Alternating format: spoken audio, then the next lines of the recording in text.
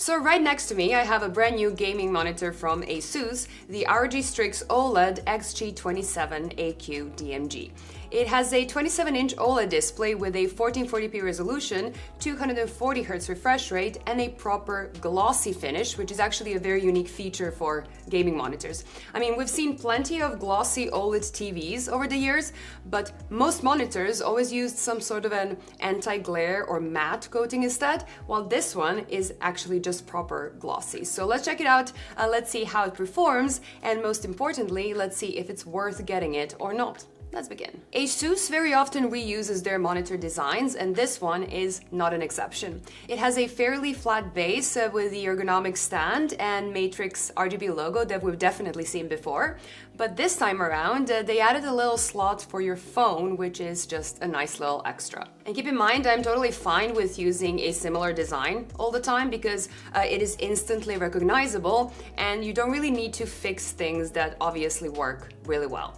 It has a great build quality, it is height adjustable, it rotates, it swivels, it has a very sturdy stand overall, but if you prefer, you can also VESA mount it as well. Cable management is present, but it is a bit basic if you compare it to what we've seen on some Alienware monitors, for example, that just hide the cables completely, but this is still very much so okay. In terms of connections, you get one DisplayPort 1.4, two HDMI 2.0 connections, a headphone jack, and a USB hub. So it is a little bit on the cheap side, I would say. So HDMI 2.0 limits the HDMI signals to 144 Hz instead of the full 240 Hz. And I expect to see a Type-C connection with power delivery, since they are using this very big external brick to power the monitor. But that feature is not present here. Speakers aren't included either, but since anyone that is serious about console gaming would probably not go for a 1440p model like this one, I don't really think that lacking speakers is a huge deal in this case. And as expected from ASUS, their OSD is great, it is well laid out, it is nicely reactive and fast and definitely easy to operate. You have all kinds of gaming features as well as a 120Hz black frame insertion or ELMB feature, and if you prefer, you can use their software and control the OSD using your mouse and keyboard instead. The panel of this monitor is flat, which totally makes sense for a 27-inch gaming monitor, and it is also passively cooled, so you don't have to worry about the noise and you don't have to worry about it breaking over time.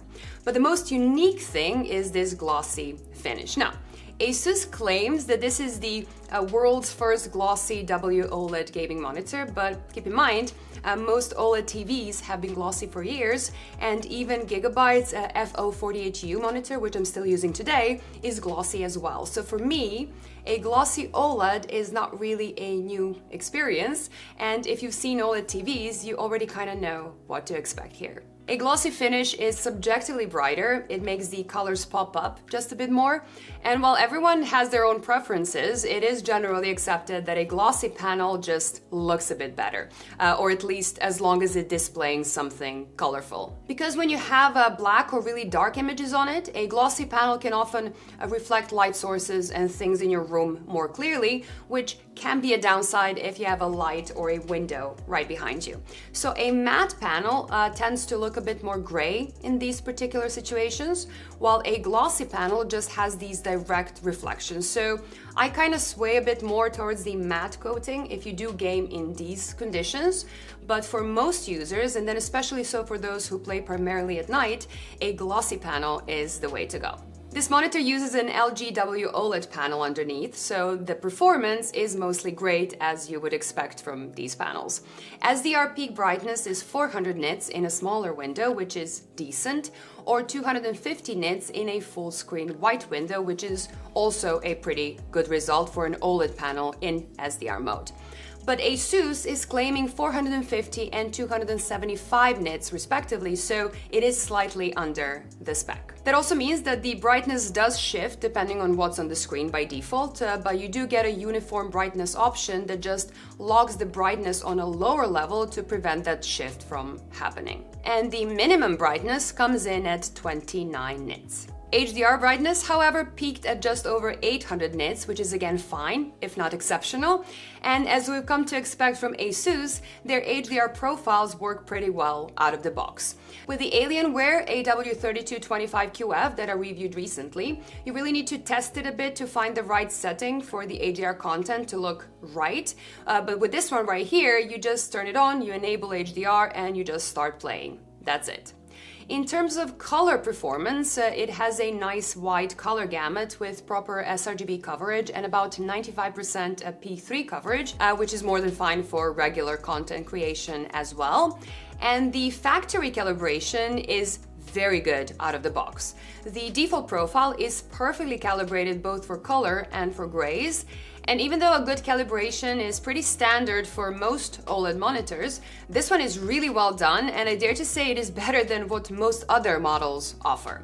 And as you can see here, the sRGB profile is great as well. Since this is an OLED panel, the pixels turn off completely when displaying black color, so it has perfect contrast. Viewing angles are also excellent, both horizontal and vertical. The backlight bleed isn't an issue on this type of a panel, and while OLED doesn't guarantee perfect uniformity, most OLEDs perform well, and so does this one. And because it is an OLED panel, it also has near instant response times with no significant overshoot. And when you combine that with a 240 Hz refresh rate, you basically get one of the best monitors when it comes to moving image clarity that you can buy right now. But it does have that same behavior as other OLED and QD-OLED monitors, where the brightness dips on every refresh cycle, which is something that most users will never ever notice or have to worry about. But there is still a small group of people that are sensitive to this flicker and might find all OLED panels uncomfortable to look at. So if you find OLED TVs uncomfortable, this monitor will be the same. Now, ASUS does mention their ROG exclusive anti-flicker technology, but that is actually aimed at reducing variable refresh rate flicker that is also somewhat inherent to all OLED panels. And again, I don't think it's really an issue that you should worry about to begin with, but some people do, and this is supposed to handle it slightly better. Input lag seems low and very similar to previous OLEDs, so it is competitive enough, and together with the near instant response times, it is a great monitor for faster and esports type games in general. Now, in the EU, this monitor should cost you 800 euros, and in the US, the price should be between $700 and $750, which is in line with current 27-inch 240 Hz OLED panels. So hopefully, we won't see much of a price premium for this ROG one. So overall, I have to say I really do like this monitor. I mean, it's pretty hard to find a bad OLED, but this one is actually great in my opinion. It is well built, the stand is sturdy, the OSD and the factory calibration are one of the, if not the best I've seen in a long time. And the fact that we're finally getting this glossy option really makes it stand out a bit more. Plus, it has all the usual upsides of an OLED panel, like good color gamut, like great response times, and a great contrast. So it is a monitor that is doing almost everything really well, from fast-paced games to immersion-style games to other types of content consumption and even content creation. Now, if you are going to use it for productivity, having a bit more screen real estate is definitely more desirable, in my opinion. And the risk of burn-in is obviously still something to think about. But ASUS does offer a 3-year-long warranty, and this time around they specifically mention burn-in, which is definitely an improvement. My only real gripe here are the connections, which should have been HDMI 2.1 and include USB Type-C, ideally. And I do think that calling it the world's first glossy OLED is a bit optimistic, but it is definitely the first one in this size. So if you are considering this, I still think you should at least look at some 32-inch 4K models as well, because the extra size and the extra pixels they offer are definitely nicer for more immersion-style games, for console use, nicer for content consumption, nicer for content creation, but they're also more expensive and they require a more powerful GPU, so keep that in mind. But if you prefer a 27-inch monitor with a 1440p resolution, or you've been just waiting for that glossy option, I really don't think you can go wrong with this ROG right here. Now, that's all I had for today, but before I go, let's check out the sponsor of this video. This video was brought to you by Seasonic and their Vertex power supplies. These fully modular power supplies are extremely efficient and very quiet due to their fan design and their hybrid fan mode that stops the fans completely under 40% load. They come with a variety of connections for any kind of system you have in mind, including the 12-volt high-power cable for the latest NVIDIA graphics cards. And to wrap it all up, they now offer a nice and cozy 12-year-long warranty. Check them out using the links in the description below. Thank you for watching and for staying to the end of this video. I really appreciate that. If you liked it and you want to see more content like this one, please do consider clicking that subscribe button so you never miss my future uploads. Bye guys, and I will see you in the next one. Bye!